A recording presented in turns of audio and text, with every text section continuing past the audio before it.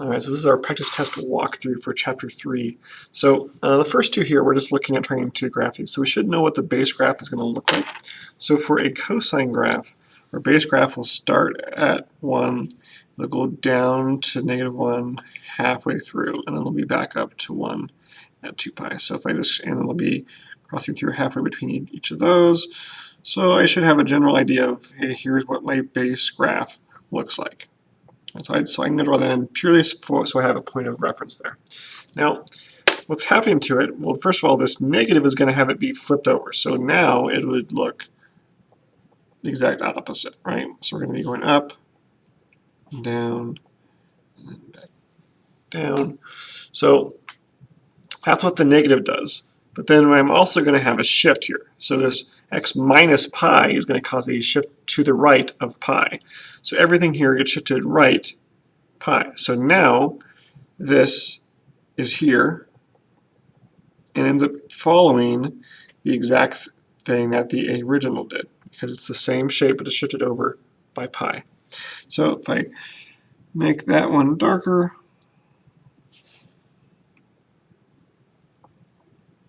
that's what I get for the actual graph. All right, so then over here on 2, we're doing sine. So if I do my basic sine graph, now my sine graph starts at 0, goes back down at 0, and then comes back up and hits at 2 pi. It'll peak out halfway between there, and it'll bottom out halfway between there. So I get that general shape there. So now you figure out, well, how do I change this shape? So first of all, my 3 is going to change my amplitude. So now it'll actually go up to here and down to here. So it'll be drastically taller. So that's the first thing that's going to happen from that 3 in front. And then the other thing here is this 2. So that 2x is going to change my period. Now I can find my period by taking 2 pi and dividing it by that b. So 2 pi divided by 2 is going to be pi.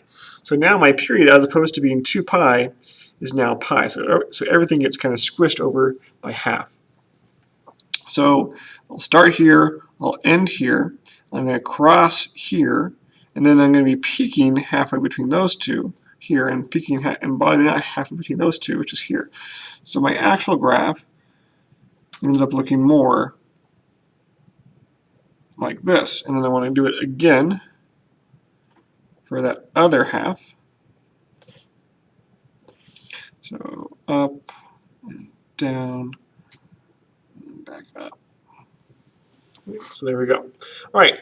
On 3 and 4, we're just going to try and isolate either our cosine or our sine or our tangent or whatever it is. So I want to actually add 2 to both sides. And I got my cosine of theta equals -5/2 plus 4/2, which is just what 2 is, right? So then that'll be equal to a -1/2. So I'm looking for, when is my cosine a -1/2? So if I go to my chart, look at my cosine, when am I -1/2? Well, I'm -1/2 at 2 pi over 3 and 4 pi over 3. So those are my two solutions. 2 pi over 3 and 4 pi over 3 are my two answers for that. Then over here, same idea. I want to subtract 5. So the sine of theta equals rad 25 minus 5. Rad of 25 is just 5. 5 minus 5 is going to be 0. Look at, hey, when is my sine? 0. So like, if I go to my chart here, I'm 0 at 0 degrees and pi.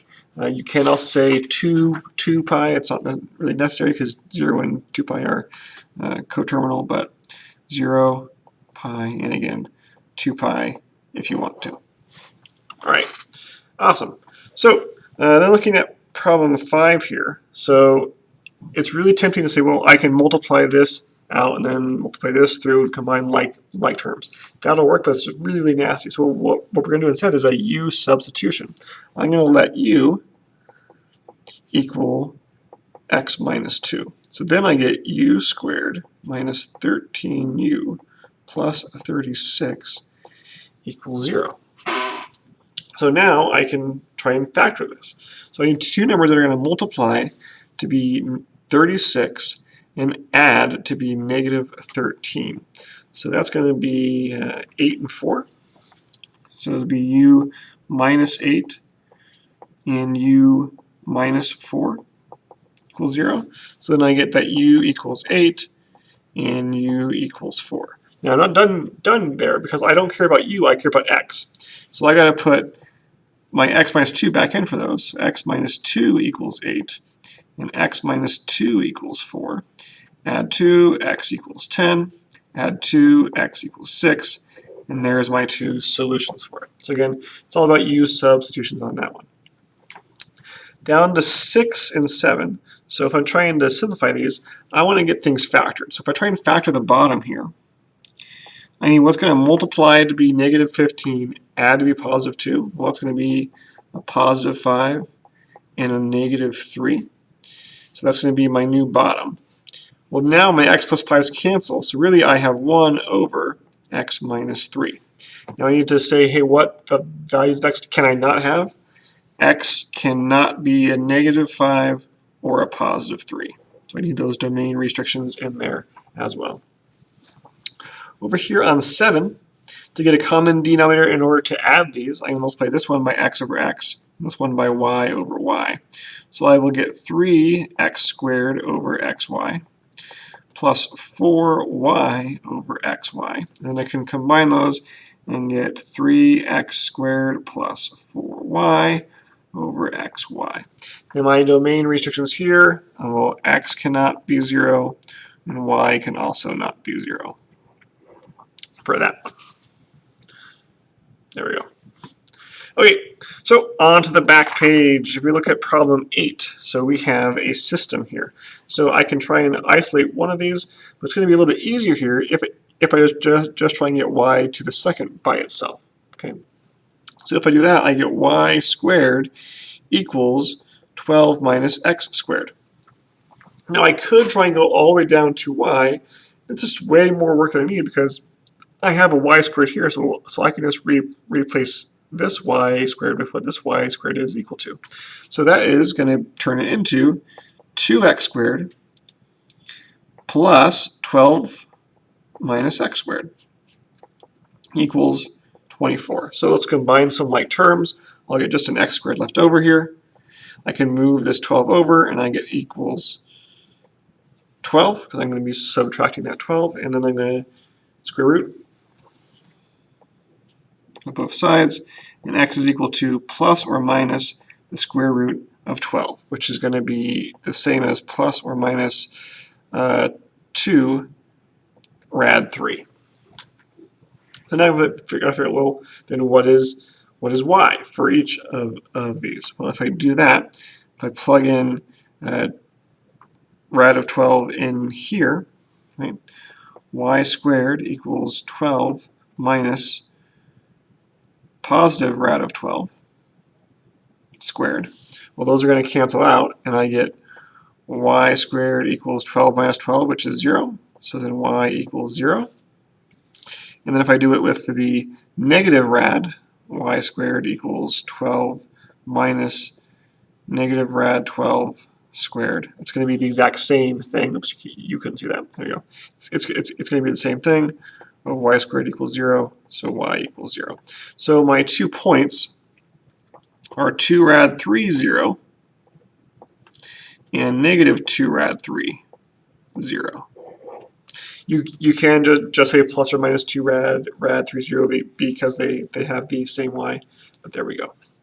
All right, then down here to problem 9. Okay, so to divide this, I'm going to draw out my big area model.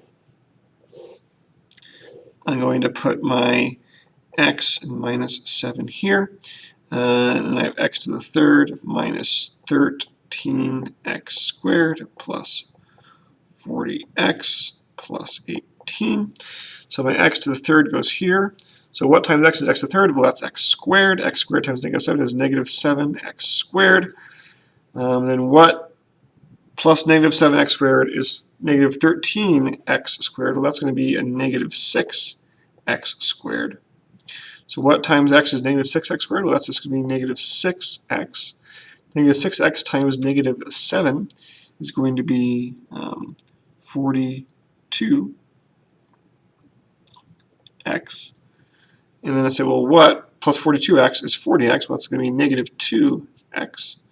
So what times x is negative 2x? Well, that's negative 2. Negative 2 times negative 7 is going to be a positive 14.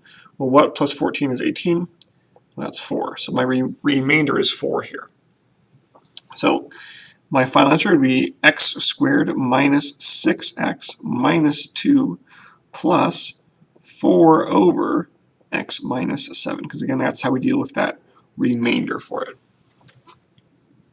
All right, the last one here, problem 10, this is a mixture problem. So for this mixture problem, I need 100 mils of 8%, and I have only 5% and 50% to get it from. So my first equation is, well, actually first I have to define my variables. So x is going to be my amount of 5% solution, and y is going to be the amount of 15% solution. Now this is even more important when you have more than one variable, but even if you only have one variable, it's good to define what that variable is before you start to use it. So if I took my x plus my y, that's my total amount of liquid that I'm going to have, which is going to be 100 mils. So x plus y is 100, done.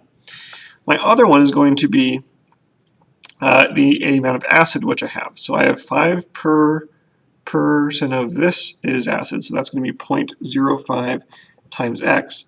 Now that's my amount of acid from my 5% solution, times I get 15% of all the y, which is 0.15 times y.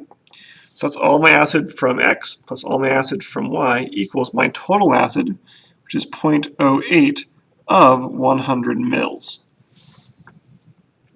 Right, so now I have a system, this and this. So if I want to solve this for x, I would get, say, x equals 100 minus y. So plug this in for the x here, and I get 0.05 times 100 minus y plus 0.15 y equals 0.08 times 100 is just going to be 8. If I distribute that 0.05 through, I'm going to get 5 minus 0.05 y plus 0.15 y equals 8. Some more room to see that. So if I combine some like terms here, move that over, I'm going to get 0.1 y equals 8 minus 5 is 3. Divide by 0.1, I get y equals 30. Meaning that I need 30 mils of my 15% solution.